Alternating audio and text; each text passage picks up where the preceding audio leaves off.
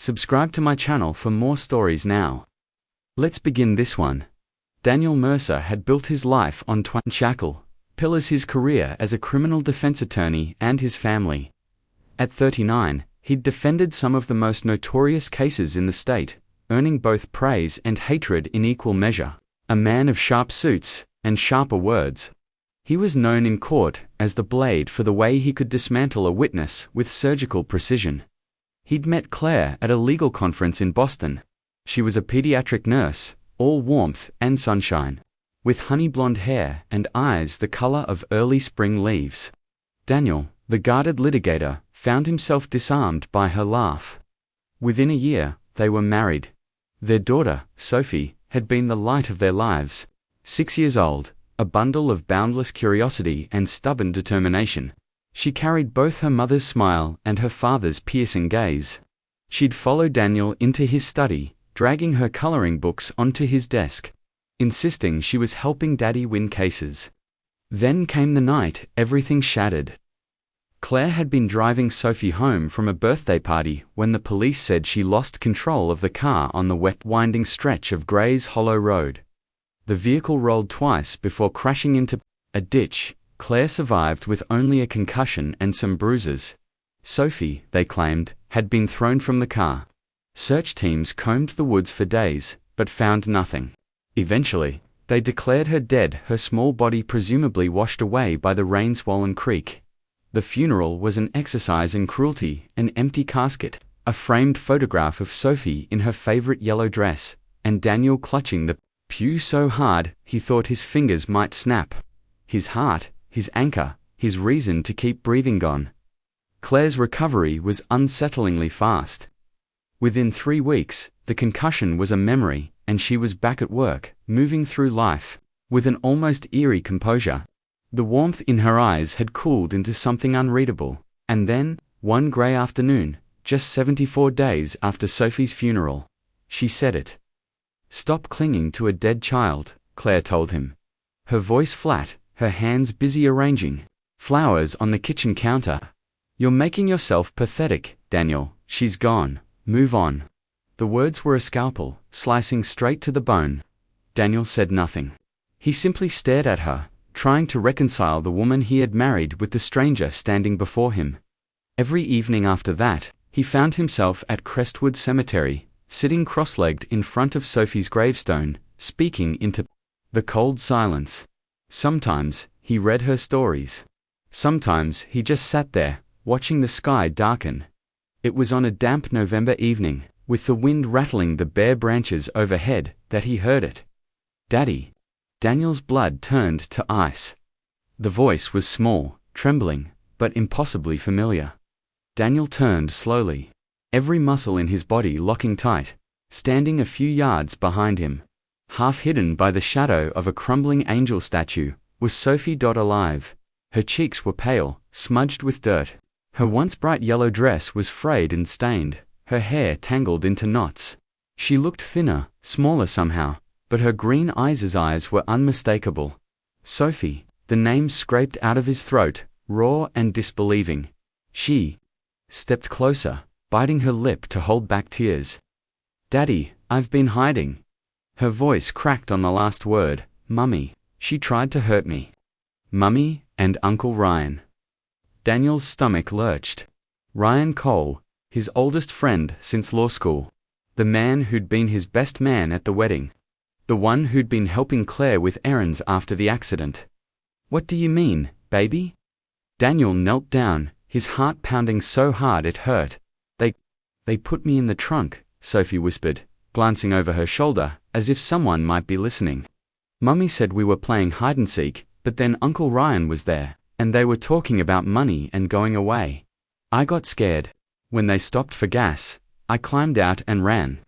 I've been hiding in the old Hargrave house." Daniel's mind flashed with recognitions: the Hargrave property, an abandoned Victorian mansion on the outskirts of town.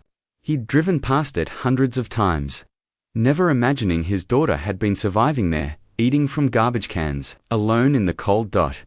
It all came together in a sickening rush. The accident, the empty casket, Claire's sudden detachment. Ryan's suspicious availability. They hadn't just let Sophie die, they'd tried to kill her. For what? Life insurance. Control of Daniel's assets. The details didn't matter. He pulled Sophie into his arms, feeling how fragile she was beneath her layers of dirt and fear. "We're going home," he said firmly. "No, Daddy." Her small hands clutched at his jacket. "Mummy will hurt me." Again, she said if I ever told anyone, she'd finish what she started. Daniel's jaw tightened until he thought his teeth might shatter. He had defended killers, liars, predators, but nothing in his life had prepared him for the knowledge that the person he once loved most had tried to murder their child. "She never hurt you again," he promised, each word slow and deliberate, carrying the weight of an oath he intended to keep. "But we have to be smart, Sophie. We can't let her or Ryan know you're alive. Not yet." Behind him, the wind sighed through the headstones. Above them, the sky had turned to ink. And somewhere deep inside Daniel Mercer, a switch had flipped from grief-stricken father to something colder, sharper. The blade was back. Daniel didn't go home that night. Instead, he drove Sophie across town to a discreet, top-floor apartment owned under an old client's shell company one Claire would never be able to trace. Waiting there was Mrs. Evelyn Cross, a retired Army medic in her late 60s with a frame built like rebar and the patience of a saint. Daniel had represented her nephew in a military court years ago. In return, she had once told him, "If you ever need someone to guard what's precious, I'm your woman." Now, she was exactly what Sophie needed. Someone who could cook a hot meal, stand watch through the night, and, if necessary, snap the neck of anyone who came through the door, uninvited. With Sophie safe, Daniel's mind shifted into a different gear, entirely the same precise, predatory rhythm he used to dismantle the prosecution in court. He called in favors from people who didn't owe favors to anyone. Former FBI's cybercrime specialist to dig into Claire's financial history, a private investigator, Sam Deal, who specialized in insurance fraud and corporate theft, an old friend from the district attorney's office who could quietly pull sealed court records. The first crack appeared within 48 hours. Sam sat across from Daniel in his office, a manila folder between them. "You were right to be suspicious," Sam said, sliding the folder over. "Your wife and Ryan took out a life insurance policy on Sophie 2 months before the so-called accident. Payout, $2 million. They split it." Daniel's fingers tightened on the folder. "That's not all, is it?" "No." Sam's expression was grim. "We traced multiple transfers from your joint business accounts into offshore shells. Cayman Islands, Belize. Ryan's name is on 2 of them. And here's the kicker. They bought tickets to Buenos Aires. Departure dates in 3 weeks. False identities." Daniel leaned back in his chair, the city skyline glittering behind him. He felt cold, the kind of cold that doesn't come from weather, but from a part of you turning to stone. "All this time," he murmured, "while I buried an empty box, they were planning their getaway." Sam hesitated, then added, "There's more. I think Ryan's done this before with other partners, and I think those kids didn't make it out alive, like Sophie." Daniel didn't answer right away. He stared at the evidence laid out before him, the receipts, the bank transfers, the travel plans. Each one was a nail in the coffin Claire and Ryan had tried to build for him. They thought the grieving father was broken. They had no idea. He was sharpening his blade. It started with little things. Daniel came into his office one morning to find his desk drawers yanked open, files scattered across the floor. Nothing valuable was missing, at least, nothing physical. But he knew better. Someone had been looking for his notes. 2 days later, his home mailbox contained a single envelope with no return address. Inside was a photograph Claire and Ryan, sitting together in a corner booth at a quiet bar, underneath, in block letters, "Stop, or lose what's left." The message was as subtle as a gun to the head. That evening, Ryan showed up uninvited at one of Daniel's court hearings. Afterward, as Daniel was gathering his papers, Ryan walked over, flashing his easy, practiced smile. "You're digging in places you shouldn't, Dan," he said, voice low enough that no one else could hear. Claire's worried about you. Says you're not coping. Maybe it's time you took a break. Somewhere quiet. Somewhere with padded walls. Daniel didn't even look at him. Is that a threat? It's friendly advice, because you know. A man who talks to his dead daughter every night. Ryan gave a mock shrug. The courts might see that as unfit to practice law. Unfit to manage his own affairs might be the compassionate thing too. Relieve you of the burden. There it was, the real game. If they couldn't kill Sophie without risk, they'd destroy Daniel's credibility. Have him declared mentally unstable. Take his assets, his career, everything. That night, the game escalated. Daniel's downtown condo went up in flames. 3 small incendiary devices, planted by someone who knew the building's layout. The fire department called it suspicious, but inconclusive. Daniel called it exactly what it was. A warning. He'd been inside when it happened. If not for a side exit and the quick reflexes of Mrs. Kraus, Sophie might have lost her father for real. But if Claire and Ryan thought fire would scare him off, they'd forgotten who they were dealing with. Daniel Mercer had defended men who made threats like this for a living. He knew their tells, their weak spots, their inevitable mistakes. And he knew that once you forced an opponent into open hostility, you'd already taken control of the board. They'd lit the match. Now he was going to burn their world down. Daniel's retaliation began quietly, not in the courtroom. Not with public accusations. Claire and Ryan would expect that. Instead, he went underground, moving with the patience of a chess master, setting up checkmates 6 moves in advance. Step 1 was information. Using the same offshore tracing techniques he'd once defended white-collar criminals against. Daniel mapped Ryan's financial web. Shell corporations in 3 countries. Real estate investments bought through fake names. 2 companies tied to construction contracts. Contracts Daniel knew for a fact had never been completed. Step 2 was allies.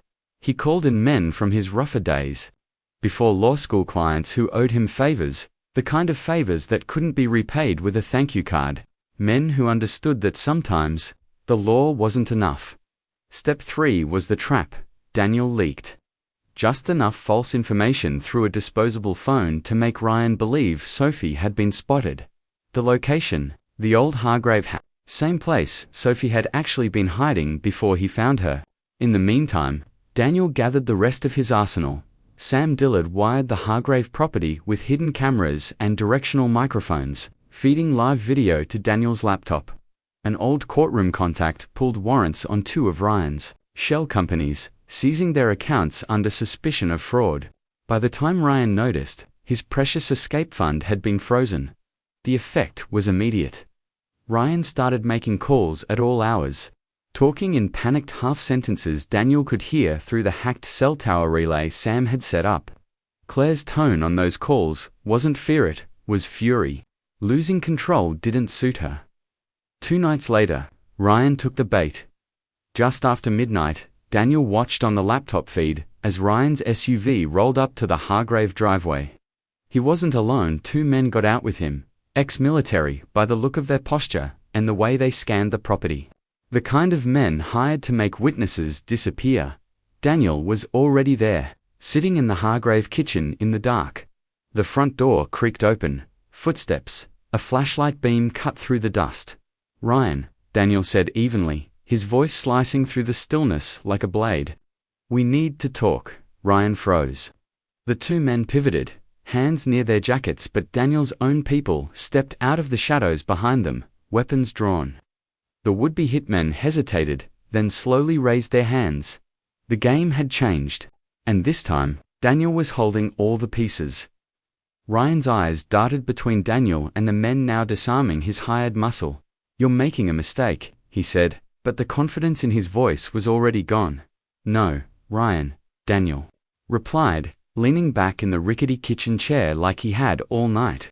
"I've made plenty of mistakes. You were one of them. This," he gestured to the cameras tucked into the corners. "This is me correcting one." Ryan's jaw clenched. "What do you want?" "The truth," Daniel said simply. "All of it. Every detail. Start with Sophie." Ryan hesitated, but when one of Daniel's men stepped forward, cracking his knuckles with deliberate menace, the resistance broke. Words began spilling out, hesitant at first, then tumbling faster. The plan had been Claire's idea. She'd told Ryan about the insurance policy, how Daniel's assets could be liquidated under a power of attorney if he were declared mentally unfit. The accident was staged. Sophie's disappearance was supposed to be permanent. The trunk, the gas station stopped the escape. She wasn't meant to survive. Ryan didn't stop there. He admitted to siphoning funds from Daniel's business accounts into offshore shells, laundering them through fake construction contracts. He named the brokers who set up the insurance scam, the travel agent who booked their new lives under false names, and 3 other projects they'd been involved in, families who hadn't been as lucky as Sophie. Every word was captured in crystal clarity by Sam's recording setup. When Ryan finally ran out of breath, Daniel just stared at him, the silence heavier than any threat. "You always thought the courtroom was my battleground," Daniel said quietly.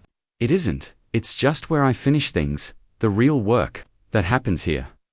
In rooms like this, Ryan's face went pale. "What are you going to do to me?"